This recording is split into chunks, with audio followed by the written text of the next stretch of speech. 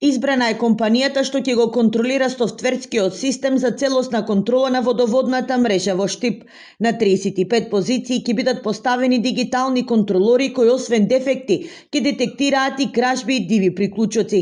SCADA системот вреден околу 600.000 евра е финансиран преку вториот владин повик од унгарскиот кредит и се очекува да почне со работа најдоцна до пролет. Преку овој систем ќе има целосен увид, електронски увид на водосостојбата во мрежата за водоснабдување. Така да, кога ќе направиме еден сублимат, навистина овој проект ќе биде од суштинско значење за функционирањето на јавното предпријатие ИСАР. Поради дотрената мрежа и дивите приклучоци се губат околу 60% од питката вода, што на Штипски ИСАР му носи годишни загуби од околу 2,5 милиони евра. По завршувањето на овој проект, со кој што ќе имаме поголема контрола на водоснабдувањето, на протокот на вода, на загубите, да се подобри и финансиската состојба во јавното предпријатие и зголемена контрола на водоснабдувањето, со тоа што самиот систем предвидува можност електронски и дигитално да се контролира